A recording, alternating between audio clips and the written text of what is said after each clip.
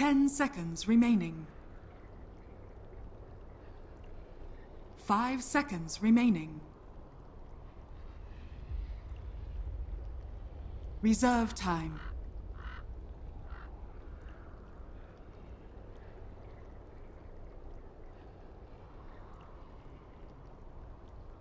Welcome back, everybody, here to our final deciding game of the semi-final between Team Empire and OG Dota 2 2CL Season 6. I'm your host for the English live stream, Toby1, joined here by Scant for what should be one hell of a game. It's already been a fun little to and fro between Empire and OG. What do we expect for Game 3, man?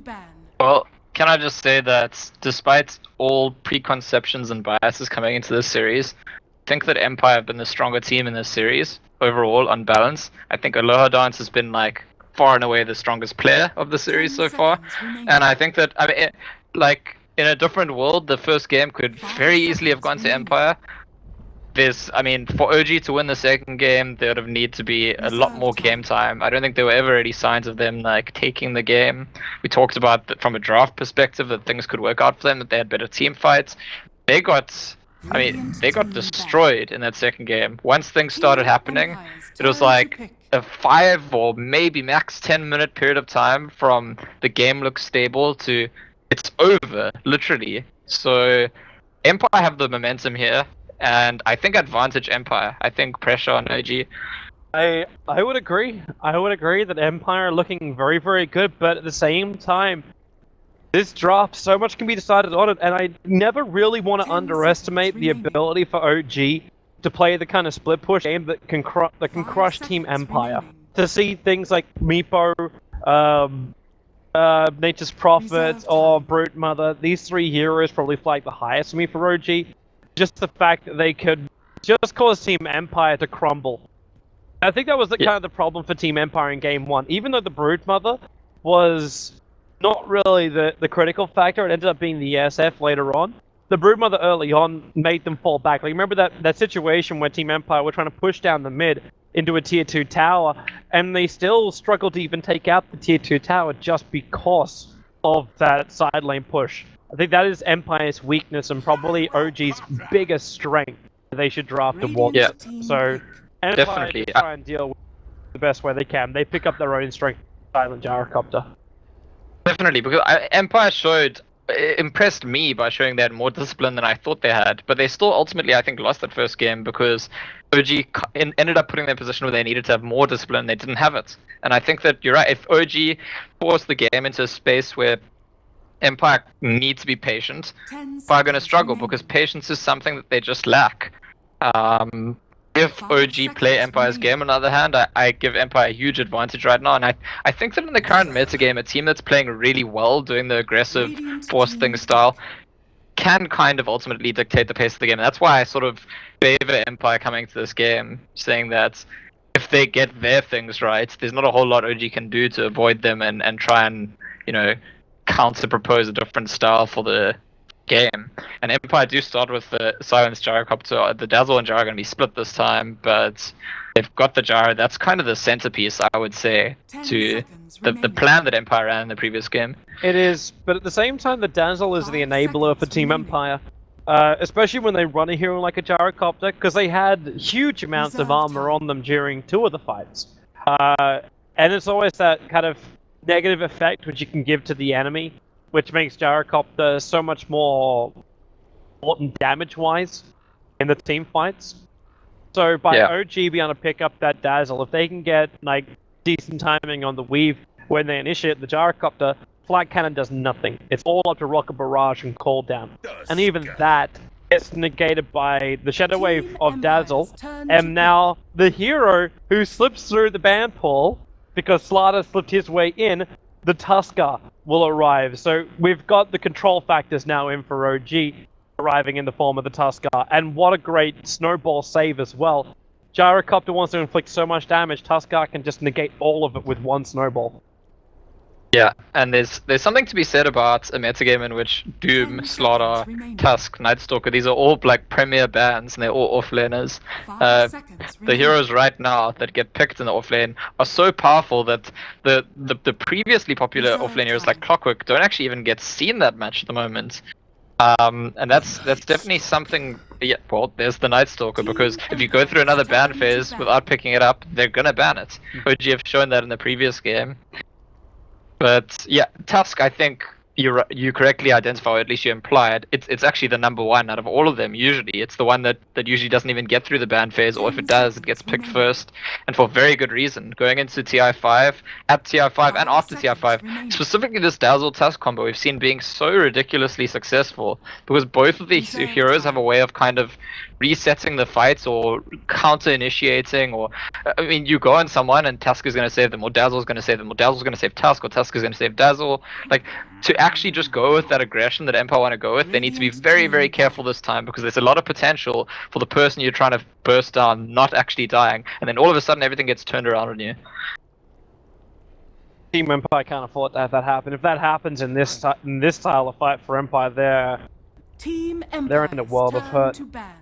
An Empire, you can see them worrying about the team fight, and even just the reset. Like you ban out a Darkseid, you really worry about this really over-aggressive attacking that can come out from OG.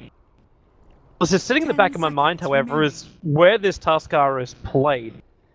Like, do you want him run by Moon as an offlaner? Or should it be the support combination, which I'm feeling they're probably going to lean towards? So, Crit does play a lot of Tusk. In fact, a lot of people think he's one of the best Tusks around at the moment. I know Moon also plays Tusk, and I also know that both Crit and Moon, sorry, not Moon, both Crit and Fly play Dazzle. So it is open to them to go either way, and certainly that Empire ban out, the Nature's Prophet suggests that they think it's going to be Crits on the Tusk. Also the fact that most of the premier offlaners are kind of gone, for Moon to not be the Tusk here, they'd have to go for one of the more creative offlaners, which we have seen OG doing. I guess the Spirit Breaker, oh, there's the Beastmaster, but hang on, OG, that's a no-tail hero, right? Yeah, that's the mid no-tail Beastmaster. So we still don't know about the Tusk. We still don't know, is it going Crit's way, is it going Moon's way?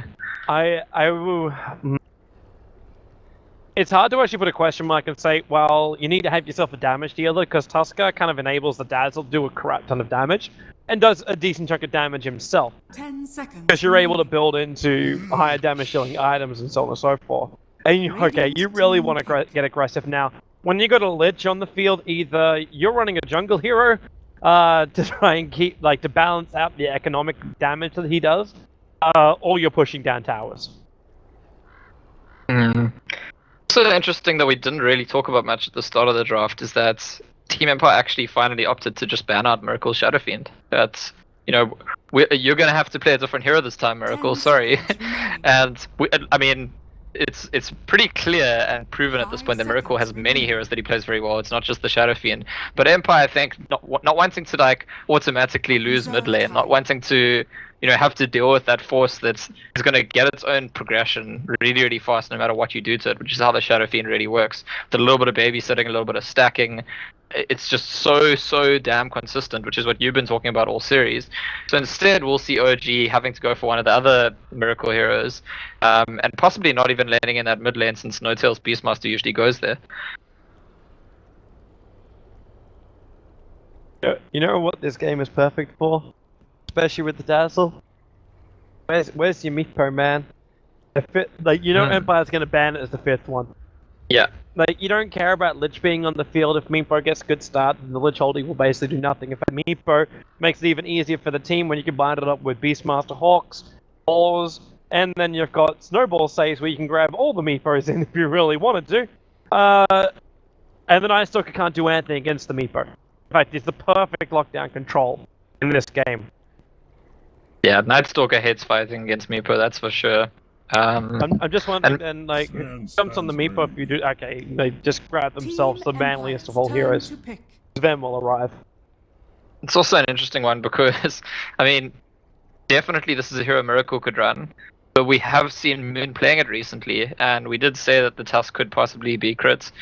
So it actually leaves the 5th pick still a little bit open, and I think that there might even be something deliberate in that from Fly. You know, going into the 5th pick with the enemy team not knowing what role you're going for is a very powerful 10 tool to have. seconds remaining. We've seen OG exploit that with the last pick Radiant Broodmother team recently. We've seen back. lots of teams with the Huskar, last pick Wraith King.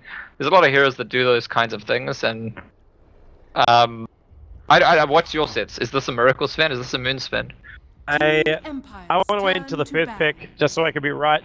Did what it easily. I just hate this hero Viper.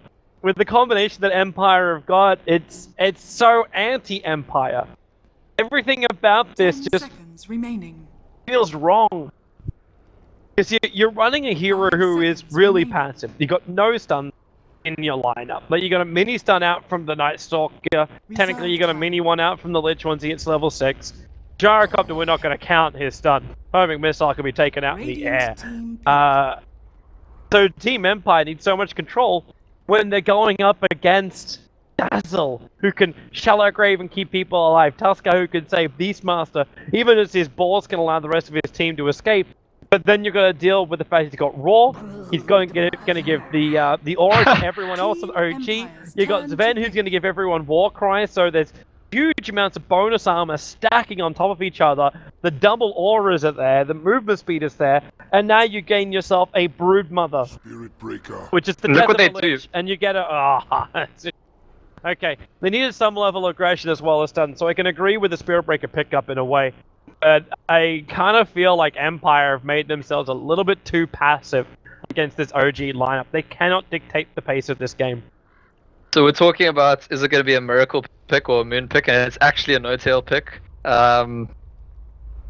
Miracle on the Sven, it looks like Moon's going to be on the Beastmaster, but it does go back to the same point of Fly, I think, quite consciously not revealing enough information to guarantee what the role is of the last pick in the game. We saw Empire actually banning Invocalize, so they thought Miracle pick was coming out, but actually Miracle's pick was already there. Just to go back to the Viper discussion very briefly, something I wanted to say on that point is that the reason for the Viper pick here is because they want a death ball, essentially. I mean, there's some arguments about what a pure death ball or semi-death ball is. I think it's kind of a waste of time.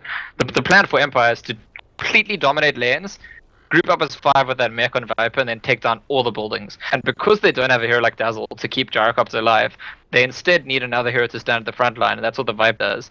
So Gyro doesn't have to just go up in front on his own, worry about getting burst down. Viper's going to be doing that job. And I think that this plan works for Empire if they do really well in lanes. That's usually how the Death Ball always was, all the way back to TI4. If you dominate the lanes, you start snowballing with that 5-man, that works. If the lane stage doesn't go well for Empire, I completely agree with you that the control factor for OG is just far too big and it's going to be very difficult for Empire. Now, I understand the whole Death Ball concept, and I agree that's probably what Empire is aiming for. But it's not like the heroes which we saw in the last 2 games, where you see like these early mechs arriving, the SF being the primary candidate there, where you're able to go into the jungle, you flash farm up quickly, you come out with this 12-13 minute mech, and then you can actually push and Death Ball, taking out tier 1, tier 2 towers. Because you also have damage that comes along with that. The Viper is kind of like, well, we Viper Strike, then the movement speed slow isn't really going to be enough when you're going up against ballers, a huge amount of strength from this Sven, with the bonus movement speed that he grants. You can't guarantee yourself a kill because you're going up against a Dazzle. I just find this hero really, really passive. And now OG, they just put No-Tail in the lane. They're like, okay, we're going to put this Broodmother up against the Viper and see how he does. Run an aggro tri-lane with the Sven up here. Crit will be the support Tusker. The Observer Ward vision is already going in favor of OG because they de-warded the dire Observer Ward, which was watching the lane, and Vlo is forced to run this safe lane Night Stalker. While the bottom lane, it's going to be a Spirit Breaker support with a Gyrocopter, and they're going to keep as much pressure on this Beastmaster as possible. Charge in, Rocket Barrage as much as you can. In saying that, Sun leveled up Flat Cannon to start with, so maybe they're going to wait for the level 2 on Aloha Dance before they try and make a play. So the Sentry Ward thing is so big mid, because that's the last Sentry that Empire had, and there is a Sentry sitting on No-Tail, so if he manages to get rid of it, if he manages to drop his and tango the enemy Sentry, suddenly the lane's alright again for him. While the Sentry's up, I think Resolution is going to have a good time though. No-Tail hasn't gotten onto the fact that it's there yet. Because Resolution can just be comfortable going for all the last hits, knows when he might get swarmed, can harass if he wants to harass. He's going for that harassment, so No-Tail's got to know now. Yeah, he knows. He takes it, And he keeps his own sentry ward up. But it's actually quite huge, because now if Resolution wants to buy himself a sentry ward, he's going to have to burn through his as well. Yeah, that's exactly what I was talking about. So they both had tangos. If Resolution had managed to tango No-Tail sentry first, it's a big victory for him. But no Something that's body often blocked him. Like, he blocked him with the spiders, so Resolution couldn't get in range for the tango. So yeah, I don't know this matchup. I don't know, like how does the Viper Brood matchup usually go? But I do think that if Viper can't see Brood, it's pretty good for the Brood actually. I mean, I think that maybe they'll just both farm, but 10th time in professional Dota that Brood has been around mid. Yeah, we actually saw that. I think CDC ran Brood mid at TI5, and it was a pretty big deal back then. I think it was against Wind Ranger when they beat EG. And it's been run here against the Viper, and so far so good. He's got way more last hits than Resolution's Viper, and this starts begging the question that you were talking about before, because sure, if Viper's farm's really good, that can help, but charging No-Tail? Yeah, they are. Resolution can't keep attacking though. There's too many spiders here. In fact, they can just turn around onto a Aloha dance, go for the semi-body block him with the shards as well as Snowball. Spirit Breaker, he just can't walk away from this one. And because the spiders just keep their attack going on Resolution, he's also forced back. Can't inflict any level of damage into the Broodmother. And first blood goes the way here of OG. Okay, so I don't know, we've been talking about Aloha Dance's man of the series so far, but that, I just can't understand the motivation there. It's kind of like, I imagine Resolution saying, guys, I'm getting owned in this lane, help. And Aloha Dance is used to just, okay, I'll fix that. He's been doing that all series, but he just doesn't have the parts to. Man, like, Spirit Breaker is one of these heroes for Empire where I'm happy to see it being picked up for them. Because they love, like, it's always great to see them being aggressive. But it's also their albatross. Middle tower You can flag a lot of the games from Resolution that were played 2 weeks ago. Especially the one where he battled, while being on Dire side, he battled on the Radiant Hill next to the secret shop. Charged up onto the hillside when there's already 2 heroes up there and just tried to man mode them. They get so overconfident with it. It's almost like watching who was it? IG. IG, when they play up against a bounty hunter, and you notice how their playstyle completely changes, where they're more defensive and more logical in their attacks. It's the same kind of thing with Empire, where they kind of throw logic out the window when they pick up the Spirit Breaker. And it's exactly that kind of risk, and it could really, I mean, play into the hands of, we were saying OG's got Dazzle and Tusk to react really well to aggression. Spirit Breaker is the kind of problem that does that, and the first game of the series, they also had a Spirit Breaker, and the first big fight near the end that Empire lost was actually when the Spirit Breaker overcommitted. Well, Silence dead. Shards, Snowball, Shadow Wave, with all the filings that are there. In comes Aloha Dance again, crit. He doesn't have a control factor on him, but with all these filings underneath the tower, it makes it very easy for No-Tail to keep that harassment up. Yeah, because Resolution's actually switched into that bot lane because he couldn't handle the Brood lane, and they know how important it is to get him farm. As I was saying, their plan is to do well in lanes and then group up with the Viper's mech, and if he's not going to have a fast mech, it's not going to happen. And as you said, he can't like go back to flash farming the jungle, farming stacks or anything like that. But because they now need to make the space for Viper, that means that Silence has to be the one that's exposed in that mid lane, and he pays the price for it almost immediately. He does. What's he meant to even do here? It's the same thing for the Night Stalker. We're in our first nighttime phase. We burnt through a minute of our first nighttime phase. And this Night Stalker has 1 CS. Like, he's not even using Void to farm in the lane. Miracle is 32 for 23. It's a wonderful CS score for an off-lane Sven to have, especially considering how much support he hasn't had.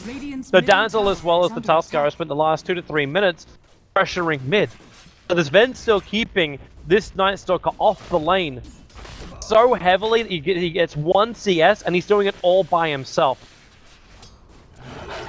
If Resolution, I think that Moon might go down soon, as soon as Resolution hits 6, that bot lane, because Spirit Breaker's hiding there, and he's very close to 6 on Viper, and I think if they get the charge and Viper Strike, that's probably just a kill. There goes that sentry in the mid. Talked about that one extra sentry ward that No-Tail was able to keep up, and now he makes the run for the top. Yeah, room. Moon's going down. Master bottom. Yep. Spirit Breaker can actually snowball himself in. Doesn't get the perfect shards over on Resolution, but they still get what they came for. And the charge is back off cooldown for Aloha Dance. He's going to charge himself up the river. Going through. And this is the thing. I mean, I picked up on the fact that Viper wants to go for kill as soon as he gets 6 based on the way that he was playing. So obviously he can as well, right? So Moon's saying to his team, hey, this guy's going to try kill me soon. Just get ready. And they were ready. They go in, they get the return kill. It's more than worth it for them. And I do feel like the trajectory the game's on at the moment is really favorable for OG. I feel like deathball strategies don't work from behind. So at some point you got to get in front if you're Empire. You gotta find a way. You have to find a way somehow. They need to stop this Ven from farming. Can't allow him to be this big. The upside for Empire right now is the fact that Silent has this Observer Ward. They're seeing both crit as well as Moon Meander, waiting to try and have a crack at the mid.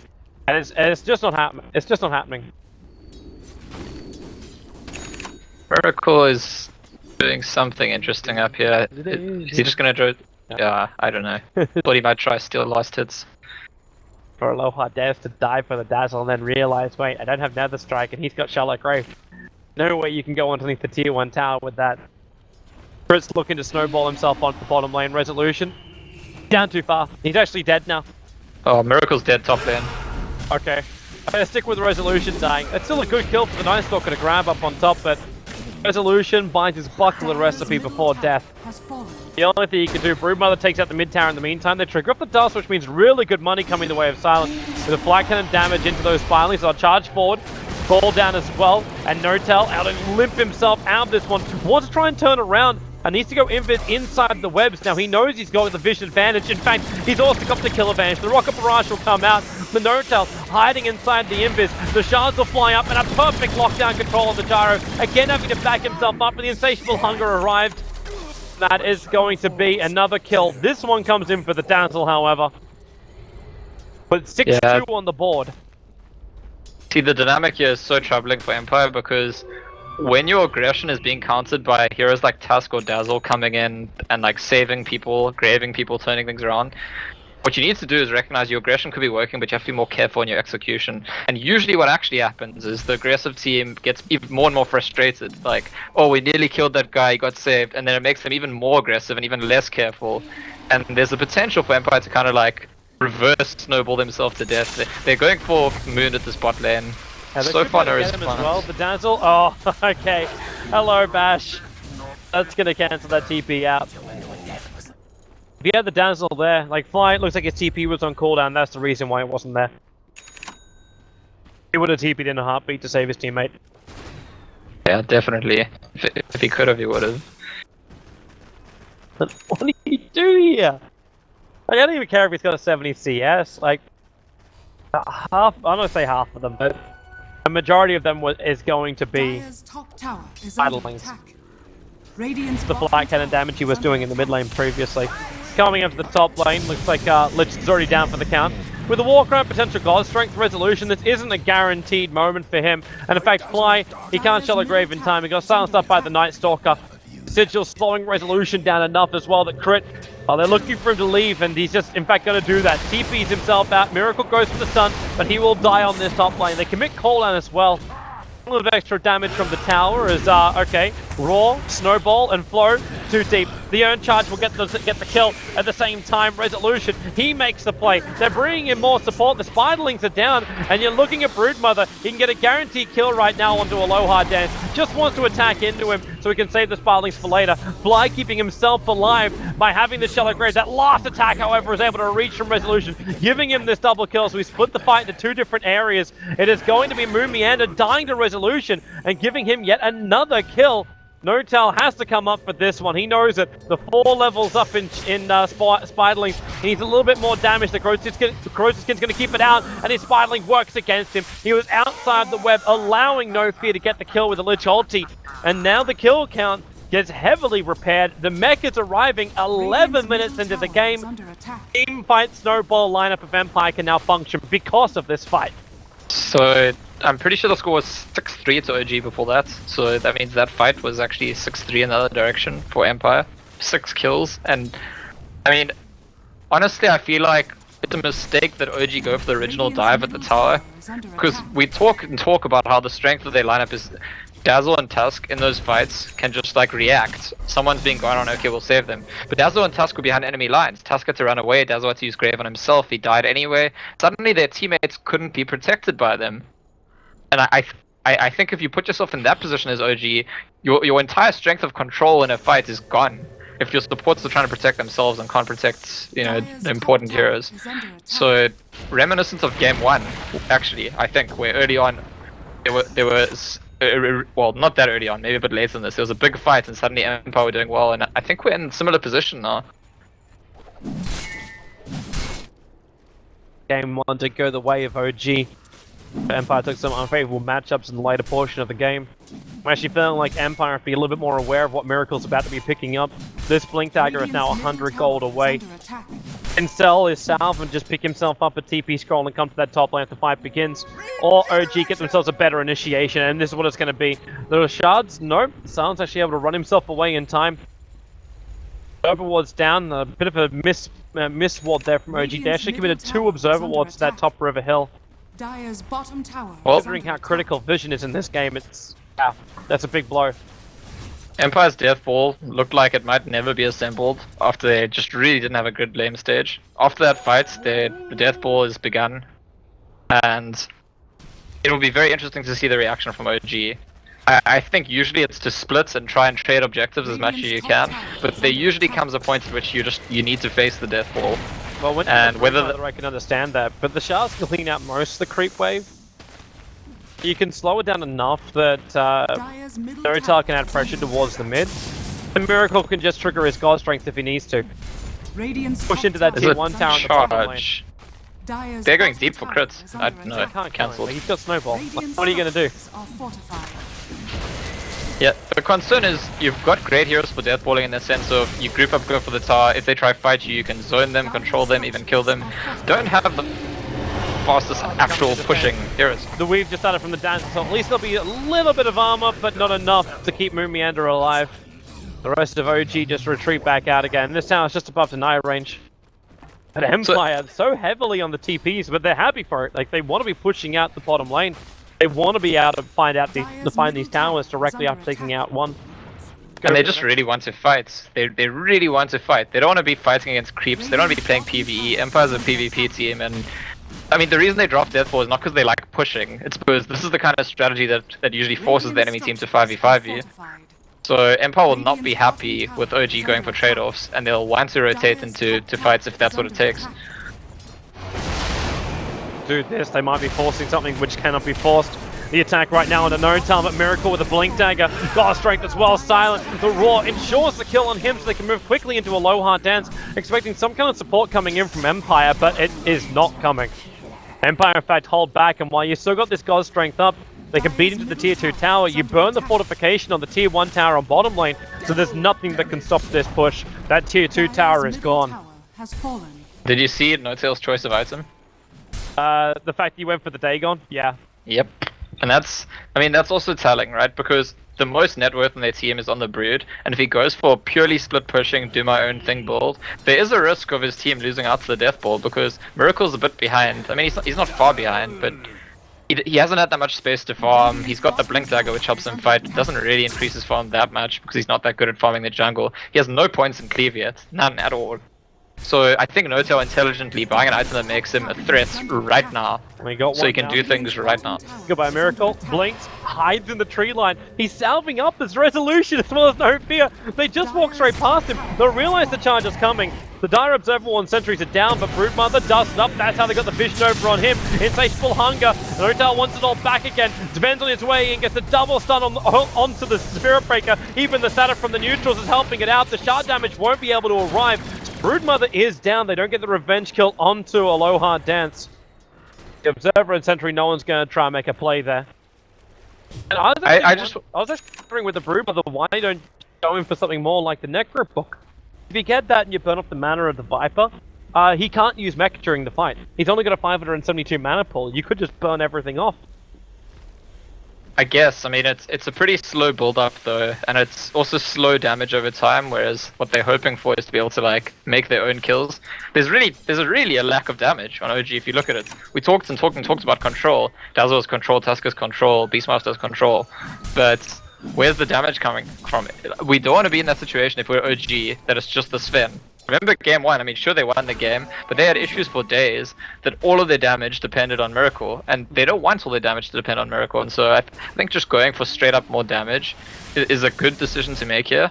And I should probably remember too that the Beastmaster is the man that's building into the Necro Book and not going for the early Blink Dagger 4 stuff, which I was kind of assuming Moon would be building into.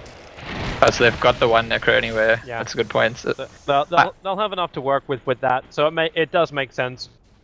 The funny thing is, so like you talk about like the lack of damage over on this Ven. All it's gonna take is one good Storm Bolt with Warcry up, with Ghost Strength up, and he kills off all of Empire. But this is like 20 minutes into the game. It's not now. So the Broodmother early Dagon gives them more to play with, and in fact you see them just running for this. The Shards can't get the block, but they get the Roar over on the Spirit Breaker. A very quick Dagon. He charges out, but he only has the Beastmaster, so he'll end up hopping from that. With a Warcry OG, they're coming down the mid. I don't know if they're really intending to. Yeah, they're not. They pinged out the tier 1 tower in the bottom lane on Roshan. It's either one or the other. Yeah, the concern really for me from Miracle is that he hadn't gone for a farming build. He only took his first points in Cleave now. And I mean, he had a Blink Dagger as his first item, and so it didn't really kit him up to like, okay, fine, we'll sit back and farm a lot.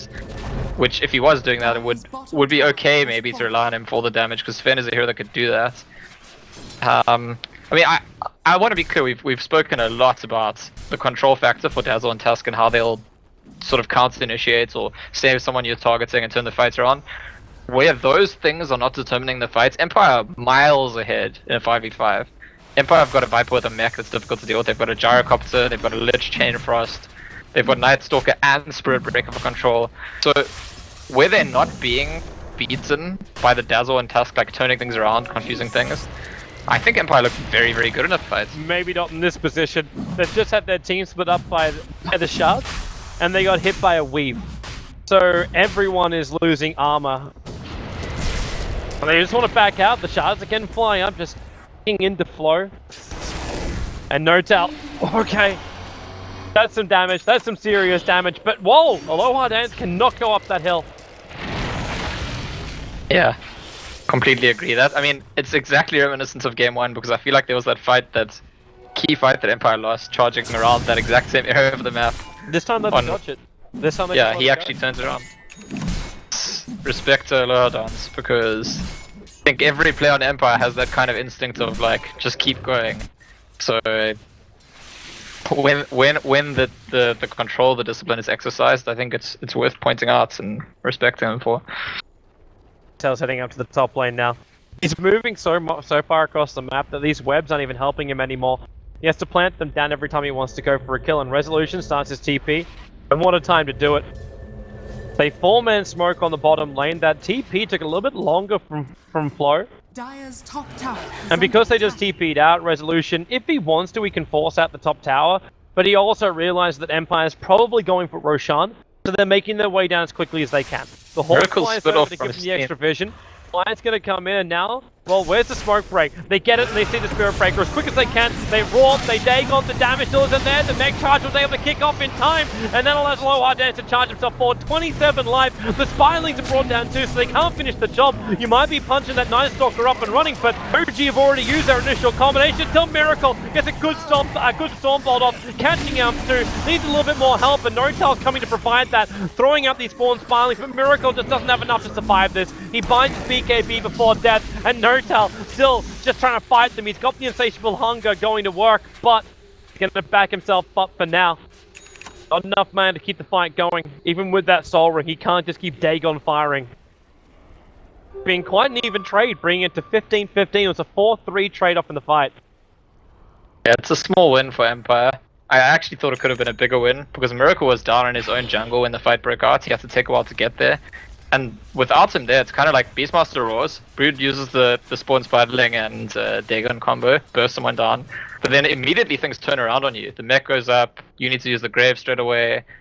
And after that kind of initial, we've done all our things once, OG don't look that good. If they haven't already won the fight. Gyrocopter on the other hand, Viper on the other hand, these are the kinds of heroes, Night Stalker as well, they're the kinds of heroes that are happy to go into the second and third and fourth round of trading blows. Okay, so right now I'm looking at Broodmother. Where does he go after he finishes up Dagon level 5? Do you turn this into a split push game? Do you look for your BTs? Do you think maybe I have to give aura to the rest of my team? Maybe just complete a casual Vlad and then something else bigger after that? Is it the BKBs that we've seen Sven going into? I know there's a lot of options. Do you even get a little cheekier and think, I can actually go an E-Blade up against this Viper? Yeah, I actually think the E-Blade might be the most natural build when you've already invested that much into the Dagon. To be able to just... I mean, it goes with the damage theme, and to be able to burst him down, he's being charged and again cancelled by lower dance, but gets 2 CP responses, so victory for Spirit Breaker there, definitely. He loses a hero. Resolution just starts to Viper Strike. Broodmother's going to get Shallow Graved up right now. As well as the burst heal, she's just trying to TP back out. The Raw, the Lich Ulti cancels the TP, allowing the kill onto No-Tel. The Lich Ulti will bounce back in the Spiling, so a lot of it's being lost. And now Miracle, looking for the cleave damage. He's able to bring down the Night Stalker. The Spilings are still doing the work with the Snowball help. They're able to get through the Spirit Breaker as well. The Shard, it locks in silence. He'll turn and fight, but the cooldown is only killing off Negrius. In fact, that actually hurts himself more than it helped him. With the Stormbolt to fly in, Miracle, he's in too deep. He couldn't pull out in time. It'll be a 2-on-2 trade, or 2-for-2 trade. Going 17-17 on the board. Raw's being committed and Resolution just wants to go to work here. Beating into Moon Meander. And that's a big kill as well. Empire will take out the tier 1 tower. 3 heroes for the price of 2. And putting that gem to good work. I really think a weakness in OG's picks is highlighting itself here, because over and over what we're seeing is that OG have something very impressive once. They've got the Raw, they've got the Necro Summon. Sven reveals his BKB and we're like, wow, look at the effect of that. But as the fight draws on, Gyrocopter's got over and over Rocket Barrage coming through. Viper's always going to have those poison attacks. Night Stalker's got endless voids. I just think that those protracted fights really favor Empire. And so OG needs to be a lot more careful about when they take initiations, which initiations they take, which heroes they need to kill so that they can like continue to have an extended fight. I agree. Patience is the key. Right now, the key is trying to take out Roshan. We've already Miracle's really far. But Roshan's already too low. They can't get there in time. So they're not going to fight into a Gyrocopter with an Aegis model, even if they do have an early weave. And now the situation just gets worse for them, because it's already very difficult to see OG focusing Viper down. Gyrocopter's got Aegis, so you can't focus him down. So if you take a team fight, you are by definition taking one of those fights, where Gyro and Viper are going to be in the fight for a long time, get to use their spells and abilities and attacks many times. And I mean, the impact that Miracle had in that mid-fight was also dependent on the fact that there was nothing to control him. Spirit Break and Viper both already ultied. His BKB doesn't have to be such a big deal if they've got their ultis up to counter him when he uses the BKB. So I guess echoing where we started right at the beginning from the draft in this game, advantage Empire. I think Empire looking very, very strong, and it's time for OG to, you know, prove themselves, stay in this game, catch up, get some more items on Miracle to the point where they can blast everyone down at the start of the fights. Still crazy to think though what would have happened if Empire didn't have a really great fight against OG on top lane. Like if that didn't happen, then this Empire lineup wouldn't be looking anywhere near as strong as it was, and that's the reason why we were both concerned about Empire's draft early on, because it required them winning against OG early on. They didn't do that, but they found ways to kick back. Stuns, Raw, all too late. Lich is actually able to TP out underneath their noses. The Beastmaster unable to get there in time. I couldn't agree more with you. If Empire end up winning this game, OG will know that they gifted it to them, because they'll know that Empire had a lineup that wanted to get a lot out of lanes, that Empire weren't getting a lot out of lanes, and that they essentially gave them really big fights, which kind of made it as if they had gotten a lot out of lanes. Balance around. Balance is still going the way of Empire, 2,000 in the gold, but it's the experience which is almost 10,000 in favor of Empire. With the Aghanim Scepter kicking in for Team Empire, now they've got the vision to ensure their team fights are a lot stronger. Funny thing is though, for the Night Stalker, he actually didn't reduce his ulti cooldown by 40 seconds. He only got that darkness at level 1 right now. That's I think that's just a mistake. I mean, we could look at the numbers involved in leveling up your crippling fear. We can like try and make the arguments, but I generally just think it's a mistake. Like, you would always want to level up your darkness. It's like that significant. I mean, you bought an Aghanim Scepter. You're invested in that ulti. But yeah, the Aegis didn't convert directly into a whole lot of activity. We're now seeing some towers being taken down. What it converted into was safe completion of big items. So BKB is about to be finished on Silence. We saw the Ags on Night Stalker. Resolution's Viper is very close to his Ags as well. Spirit Breaker finished his Shadow Blade. And these are items that are going to make their death wall that much more difficult to deal with. Dodging. Shadow Breaker's on the way. He's managed to find No-Tell. If he can complete this, however, he's going to die. Like, the TP out is also going to succeed. He Shadow Bladed himself in to get the charge off and then just pulled out of it at the last moment. It's kind of funny because I think that if he had finished the charge, stopped the TP, there's actually too many OG people there and he might have ended up dying. I mean, his team wasn't that close, so maybe good for him that he didn't cancel the TP. But he also wouldn't have been there in time because No-Tell wasn't going to TP out at that point. It was only once he realized the Spirit Breaker was on top of him that he actually did the TP bait. It is going to be the E-Blade as well for the Broodmother. Yeah, it's the most effective way for him to build into damage at this point after he's invested in the Dagon. But it still feeds into that kind of like... I mean, you've got a Dagon 5, it's the lowest cooldown it can be at, it's 15-second cooldown. So he's going to deal a lot of damage every 15 seconds. And in between those instances of damage, he's going to be doing almost nothing. And the damage is all going to be coming from Sven. And OG need to delay this fight. They got 50 seconds until that Aegis, the Immortal, is going to expire. Okay, yeah, nice knowing you, Lich. Get off this field. Battle. Viper being stunned up. The shards, the cooldowns coming out from Silent. Remember, they've still got that Aegis, the Immortal. Snowball protection. They're going up towards Resolution to find that kill. The Dagon attacks once again, so it's a 2-for-1 trade-off. Miracle will also end up going down. For Broodmother, he's ready to go in 8 seconds time for another attack. In fact, being charged back, as long as he can stay alive, he can find himself a kill, but they've got that gem, making it difficult. 1 second is how long he required to get that Dagon off. He would have killed off Silent as well as taken out that Spirit Breaker with the Spiderlings, but they lose the Broodmother, the tier 2 tower drops, and Silent and Floy remain alive. And you can hardly question the decision making. Lich is already dead. They focus the Viper because Jara has Aegis, but it just takes too long to kill him. It takes too much commitment, and they end up losing the fight. The Gyrocopter walks all over them. I did notice at some point Aloha Dance kind of like demanded a bash. That's how they dealt with Miracle in BKB. It was just like, Spirit Breaker's gonna walk up to you and just like declare, now is the time to bash you. Your BKB does nothing. But, I mean, I don't want to overemphasize that because I do think that it's every match to be every bit to be expected that Empire will be winning these fights. So maybe OG should be very happy with what they're able to achieve, considering what could have been the case. I mean, imagine Lich was there. I mean, Lich doesn't have to die. I think the next time Empire push, Lich is going to just stand further back, try and avoid Broodmother being able to like pick him off before the fight even starts. That shouldn't even happen, because you should have the Night Stalker closer to the front lines, but this Brood, like, No-Tell still got a couple of kills during that fight, so his money's kicking up. If it is going to be an E-Blade, is an E-Blade Dagon enough to kill off a Night Stalker, whose only real strength items is the Urn as well as the Aghanim Scepter? I don't think it will be. I'm not sure though. To get through 1900, so you have Spawn Spiderlings, Dagon, E-Blade. I think it'll be pretty close, but I don't see the E-Blade itself dealing that much damage, mostly just doing the amp effect. I don't know. Maybe Card can do some maths for us quickly. Maybe. Get through 1900 on that Night Stalker. Because if they can do that, then OG have their vision back again. Well, not back, but at least more of an advantage over Team Empire.